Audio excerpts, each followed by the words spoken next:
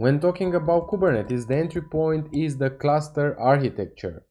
From high-level perspective, we have the control plane and we have the data plane.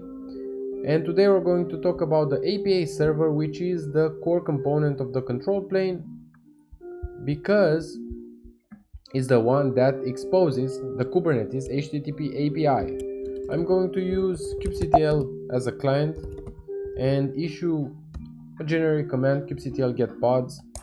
Now, if we increase the verbosity of this command, we can see that behind the scenes we are reaching an API endpoint, more exactly pods, because we wanted to get the pods in the default namespace.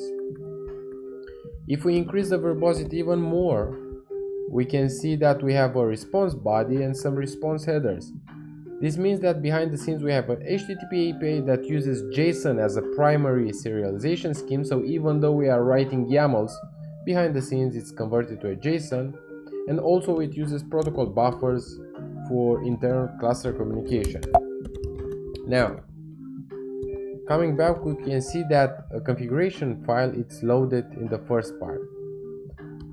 Why? Because from a high-level perspective, our request goes to three main stages. We have the authentication, which can be done using certificate, mutual TLS or tokens, static tokens, bearer tokens.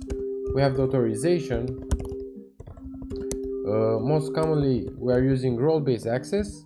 And last but not least, we have the admission control, which basically intercepts our request and can reject it or modify it. So in our concrete case, we have the config file which resides in the default location. It's a simple ASCII text file. Let's take a look at it. We can use kubectl config view, and the config holds a couple of things. One important thing being the server API, so the one that points to our cluster. We have the certificate authority data, and we have the user and the cluster. These commonly are referred to as context.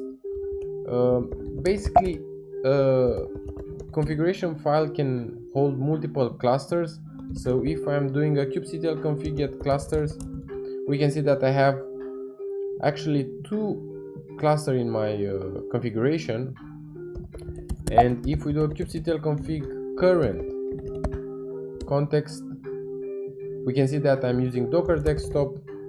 So this is currently the API to which my kubeconfig file is pointing, the current context that I'm using, meaning that indeed we can see that we are using the Docker desktop Kubernetes cluster, the one that provides a single node for the control plane and as well for the worker.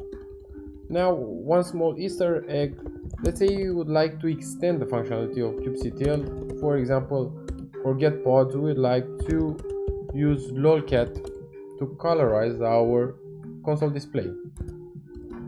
First things first is to create,